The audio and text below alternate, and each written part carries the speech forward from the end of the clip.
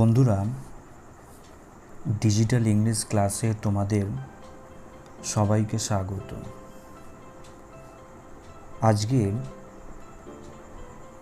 আবারও আমরা একটা নতুন ক্লাস নিয়ে তোমাদের সামনে এসেছি।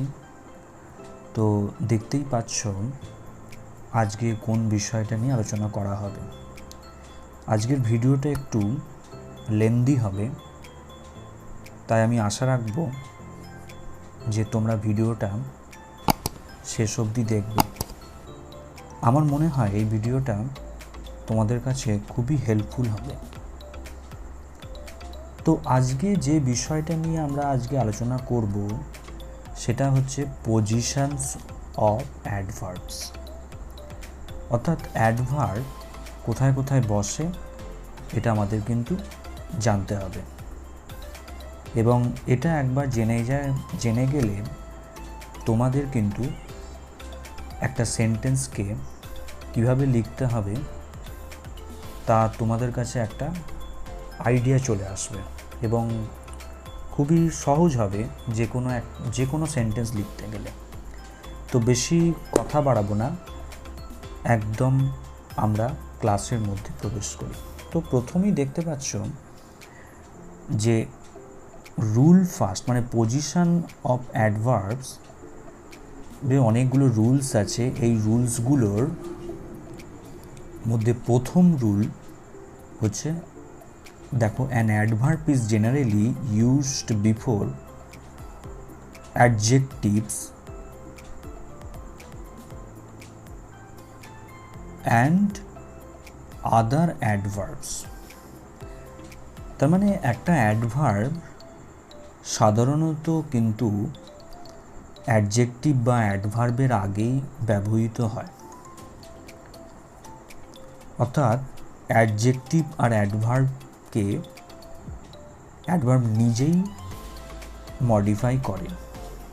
মানে অ্যাডভার্ব সমস্ত পার্টস অফ স্পিচকেই মডিফাই করবে, কিন্তু নাউন বা প্রোনাউন ছাড়া। কিন্তু আবার অন্য ক্ষেত্রে দেখা যাচ্ছে নাউন বা প্রোনাউনকে কিন্তু অ্যাডভার্ব মডিফাই করছে, সেটা পরের বিষয়ে আসছে। তো দেখো, লতা সিংস ভেরি সুইটলি, এখানে ভেরিটা অ্যাডভার্ব, আবার সুইটলিটাও কিন্তু অ্যাডভার্ব। মানে এখানে অ্যাডভার্ব আবার নিজে অ্যাডভার্বকে মডিফাই করছে। তারপর দেখো, it is very hot today, এখানে অ্যাডজেক্টিভ হচ্ছে হট আর ভেরি হচ্ছে অ্যাডভার্ব, অর্থাৎ অ্যাডভার্ব এখানে অ্যাডজেক্টিভকে মডিফাই করছে। আবার রুল 2 দেখো, an adverb is used after intransitive verbs, মানে ইনট্রানজিটিভ ভার্বের পরে আবার অ্যাডভার্ব বসে। ইনট্রানজিটিভ ভার্ব বলতে যে ভার্বের অবজেক্ট থাকে না, কমপ্লিমেন্ট থাকে, সাধারণত হচ্ছে তাদেরকেই বলা হয় ইনট্রানজিটিভ ভার্ব। তারপর দেখো, ইউ কেম লেট, কেমটা হচ্ছে ইনট্রানজিটিভ ভার্ব, এখানে অবজেক্ট নেই, ডাইরেক্ট অ্যাডভার্ব বসছে। সি ডায়েট সাউন্ডলি, এইভাবে রুল 2টাও তোমরা জেনে গেলে। রুল 3 হচ্ছে, an adverb is used after transitive verb plus object. তার মানে ট্রানজিটিভ ভার্ব মানে হচ্ছে যে ভার্বের অবজেক্ট থাকবে। তাহলে এখানে অ্যাটাকড হচ্ছে ট্রানজিটিভ ভার্ব, তার অবজেক্ট আছে এনিমি, এবং সেই অবজেক্টের পরেই কিন্তু অ্যাডভার্বটা বসছে বোল্ডলি, যেটা। এবার রুল 4 দেখো, an adverb is used in the middle of an auxiliary verb and a main verb. তার মানে একটা অ্যাডভার্ব কিন্তু তোমার অক্সিলারি আর মেন ভার্বের মাঝখানে বসে। ঠিক আছে, একটা অ্যাডভার্ব কী হয় না, একটা অ্যাডভার্ব অক্সিলারি আর হচ্ছে মেন ভার্বের মাঝখানে কিন্তু বসে। একই রকমভাবে দেখো, he will certainly miss her, এখানে উইল হচ্ছে অক্সিলারি ভার্ব আর মেন ভার্ব হচ্ছে মিস, এদের মাঝখানে কিন্তু অ্যাডভার্বটা বসছে। রুল 5 দেখো, an adverb is used in the middle of the two auxiliary verbs. তার মানে একটা অ্যাডভার্ব আবার দুটো অক্সিলারির হচ্ছে মাঝখানে কিন্তু বসে। যেমন দেখো, I shall ever be oblige to you, এই এক্সাম্পলটা দেখো, এখানে শ্যাল হচ্ছে অক্সিলারি ভার্ব অর্থাৎ হেল্পিং ভার্ব, আবার বি হচ্ছে এখানে আবার অক্সিলারি ভার্ব। তো এই দুটো অক্সিলারি ভার্বের মাঝখানে কিন্তু অ্যাডভার্ব বসছে। এখানে মেন ভার্ব কোনটা? এখানে মেন ভার্ব হচ্ছে অবলাইজড। এবার রুল 6 দেখো, এটা কিন্তু খুব ইম্পর্ট্যান্ট একটা section. The adverbs only, merely, solely and chiefly are used before that word which it modifies। মানে এই যে অনলি, মেয়ারলি, সোললি আর চিফলি, এটা সেই সমস্ত হচ্ছে। তো এই অ্যাডভার্বসগুলো অর্থাৎ অনলি, যেটা এই সবই বললাম, তো এগুলো সেই সমস্ত ওয়ার্ডের আগে কিন্তু ইউজ হয় যেগুলো ওটাকে মডিফাই করে। আমরা প্রথমে অ্যাট ফার্স্ট অনলিটা নিয়ে দেখি যে অনলির কীরকম মিনিং বোঝাচ্ছে, মানে বিভিন্ন জায়গায় যখন প্লেস হচ্ছে তখন এর কীরকম মিনিংগুলো চেঞ্জ হচ্ছে দেখা যাক। Only he gave me 5 rupees. এখানে দেখো হি হচ্ছে সাবজেক্ট, এই সাবজেক্টের আগে যখন অনলিটা বসছে, অনলি কিন্তু এখানে অ্যাডভার্ব, আর হি হচ্ছে এখানে কিন্তু প্রোনাউন, সাবজেক্ট হলো এটা প্রোনাউন। আবার এই সব ক্ষেত্রে আবার অ্যাডভার্ব কিন্তু নাউন বা প্রোনাউনকে কিন্তু কোয়ালিফাই করছে, মানে মডিফাই করছে আর কি। তো এটার মিনিং হচ্ছে he and nobody else gave me, মানে only he gave me 5 rupees মানে হচ্ছে সে, and nobody else gave me, অন্য কেউ হচ্ছে দেয়নি আমাকে। He only gave me 5 rupees, এটার মানে হচ্ছে আবার he merely gave 5 rupees and did nothing else for me, তার মানে সে কেবলমাত্র 5 রুপিসই দিয়েছিল আর অন্য কিছু হচ্ছে দেয়নি। আর দেখো he gave only me 5 rupees, তার মানে he gave 5 rupees to me and nobody else, and to nobody else, তার মানে সে আমাকে 5 রুপিস দিয়েছিল অ্যান্ড টু নোবডি এলস, মানে অন্য কাউকে দেয়নি আর কি। আবার হি গেভ মি অনলি 5 রুপিস, তার মানে বোঝাচ্ছে হি gave 5 rupees to me and nothing more, মানে সে আমাকে 5 রুপিসই দিয়েছিল কিন্তু অন্য কিছু হচ্ছে আর অন্য কিছু দেয়নি, মানে 5 রুপিস ছাড়া আর কিছু দেয়নি। তো আশা করি বুঝতে পারছো তোমরা যে এই অনলি কিন্তু বিভিন্ন জায়গায় বসে আবার বিভিন্ন রকম হচ্ছে সেন্স ক্রিয়েট করছে। এবার রুল 7 দেখো, এই অ্যাডভার্বস অফ ফ্রিকোয়েন্সিগুলো যেরকম always, never, often, ever, generally, rarely, frequently, seldom, sometimes, occasionally, usually, এগুলো তোমার ইউজ হচ্ছে সেই ভার্বের আগে which it modifies or they modify. অর্থাৎ দেখো, এবারে দেখো the sun always rises in the east, আর একটা খুব সোজা বিষয়টা, এখানে রাইজ কিন্তু হচ্ছে সিঙ্গেল ভার্ব। তো সিঙ্গেল ভার্ব থাকার কারণে কি হচ্ছে, ওই অ্যাডভার্ব অফ ফ্রিকোয়েন্সিগুলো সিঙ্গেল ভার্বের আগে বসছে। এগুলো দেখবে সবকটাই কিন্তু একই রকমই কিন্তু হচ্ছে। আবার দেখো অ্যাডভার্বস অফ ফ্রিকোয়েন্সিগুলো যখন তোমার কি হচ্ছে না, are used after the auxiliary verbs or anomalous finites. দেখো he is always at home on Sundays, do you often go to the cinema, he can hardly ever understand her ways. তার মানে এগুলো আবার অক্সিলারির পরে কিন্তু হচ্ছে বসছে, অক্সিলারির পরে কিন্তু বসছে, ফার্স্ট অক্সিলারির পরে কিন্তু বসে যাচ্ছে। এগুলো প্রত্যেকটা একই। আবার দেখো 9টা অ্যাডভার্বস অফ ফ্রিকোয়েন্সি, যেরকম বললাম almost, already, even, hardly, just, nearly, quite, rather, soon, still, only, merely are used before finite verbs or main, মানে মেন ভার্বের আগে জাস্ট বসছে। এখানে মেন ভার্ব কিন্তু একটাই, কিন্তু মানে মেন ভার্ব মানেই তো প্রিন্সিপাল ভার্ব, তার এখানে দেখো he almost reach the station in time, এখানে রিচ কিন্তু একটাই ভার্ব, তাই তার আগে কিন্তু অ্যাডভার্ব অফ ফ্রিকোয়েন্সি বসে যাচ্ছে। এবার দেখো এদিকে এই সেম জিনিস কিন্তু হচ্ছে এখানে, আবার দেখো হি হ্যাজ অলরেডি লেফট, এখানে হ্যাজ হচ্ছে অক্সিলারি ভার্ব, আর এই যে লেফট হচ্ছে মেন ভার্ব, তাই এই যখনই অক্সিলারি আছে তার কিন্তু পরে বসছে, মানে অর্থাৎ অক্সিলারি আর মেন ভার্বের মধ্যিখানে অ্যাডভার্বস অফ ফ্রিকোয়েন্সিগুলো বোঝাচ্ছে, মানে বসছে আর কি।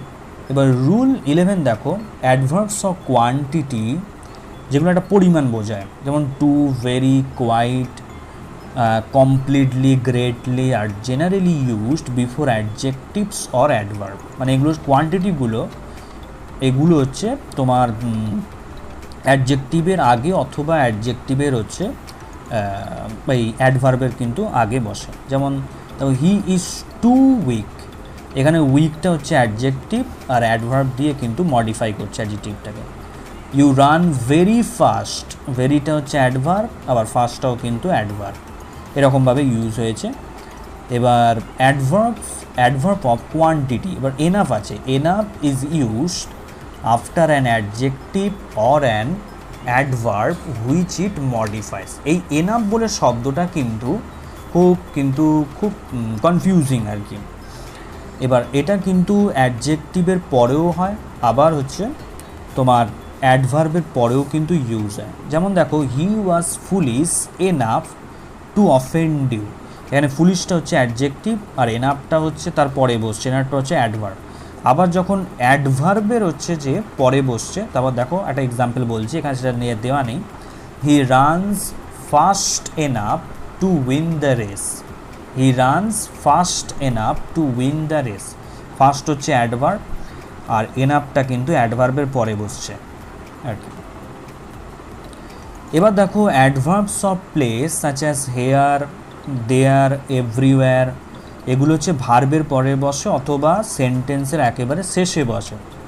হি comes here, she lives there, verb আছে এখানে একটাই ভার্ব দেখা যাচ্ছে, আর হেয়ারটা হচ্ছে অ্যাডভার্ব অফ প্লেস বোঝাচ্ছে হেয়ার দেয়ার, ঠিক দেখো লাস্টে বসছে একেবারে। আবার দেখো অ্যাডভার্বস অফ টাইম যেগুলো বোঝায় ইয়েস্টারডে, টুডে, টুমরো, এগুলো হচ্ছে ভার্বের পরে বসে অথবা সেন্টেন্সের শেষে বসে। হি উইল কাম টুমরো, ভার্বের পরে বসছে, শেষে বসছে আর কি।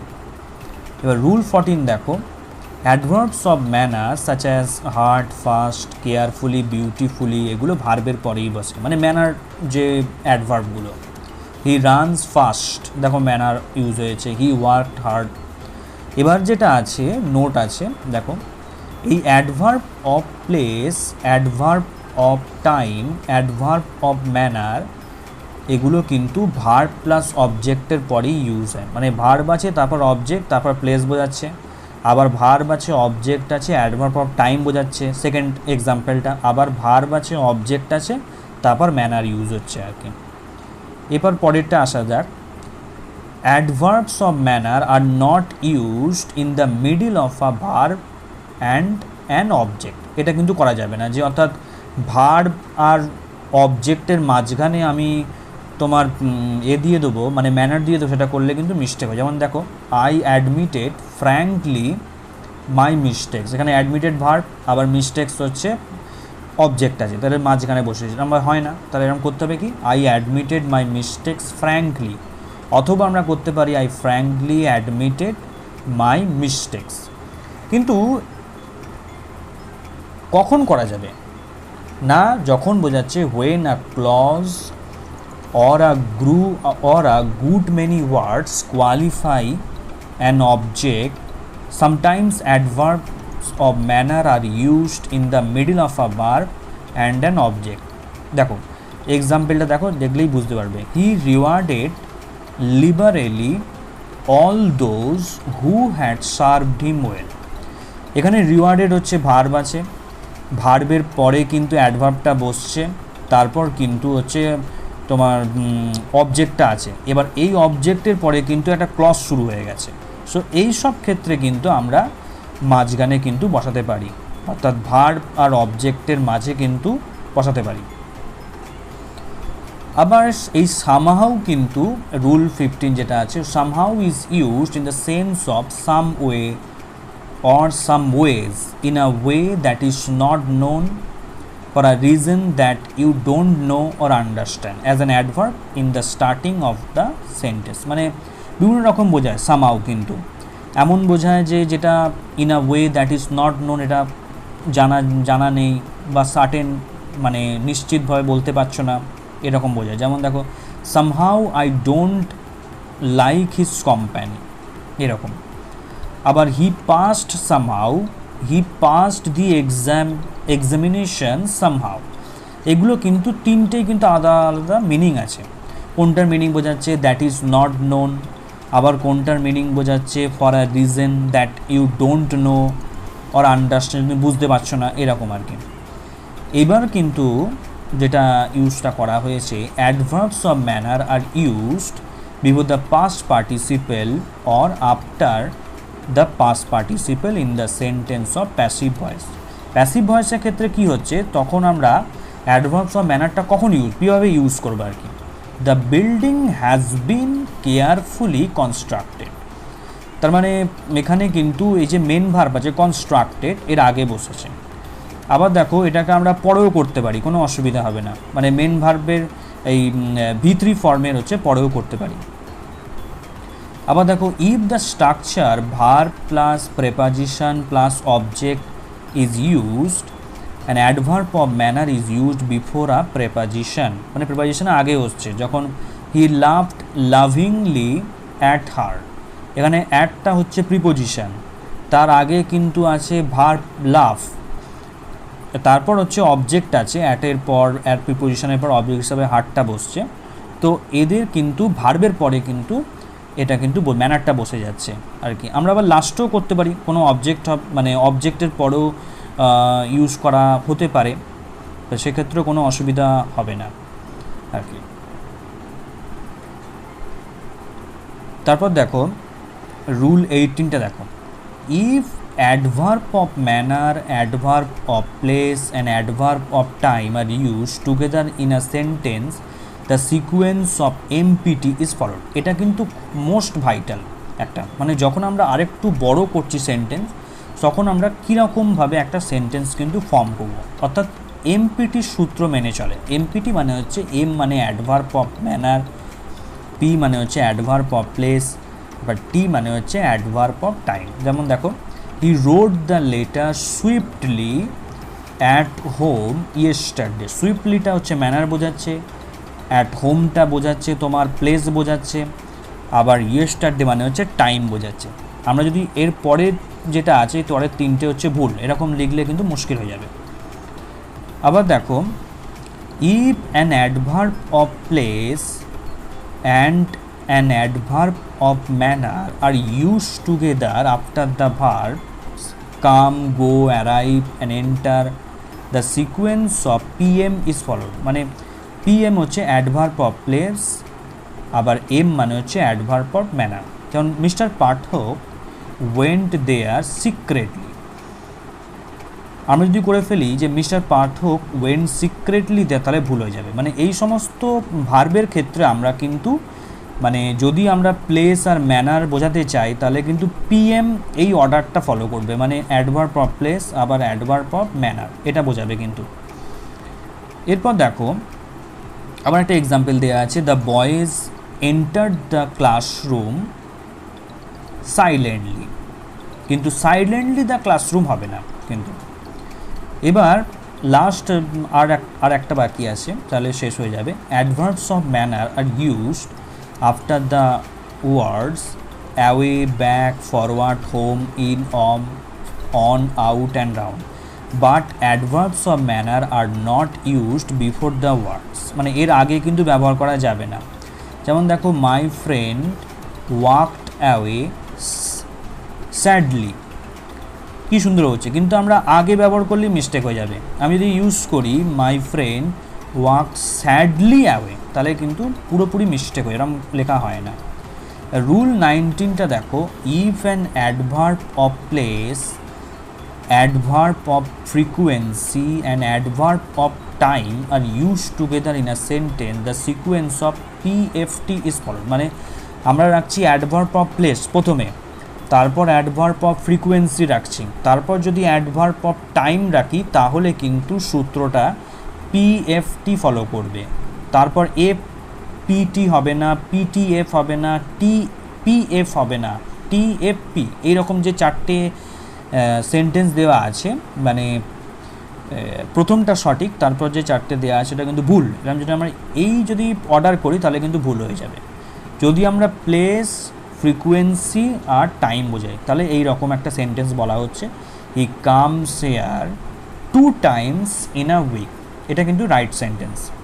লাস্ট যে রুলটা আছে, adverbs are used after auxiliary verbs such as is, am, are, was, এটা আমরা আগে বলে দিয়েছি।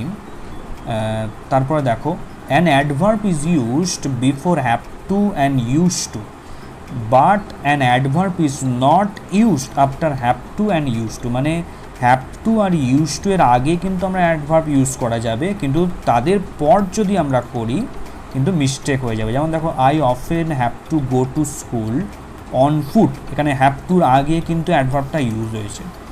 তো এই ছিল পজিশন অফ অ্যাডভার্বস।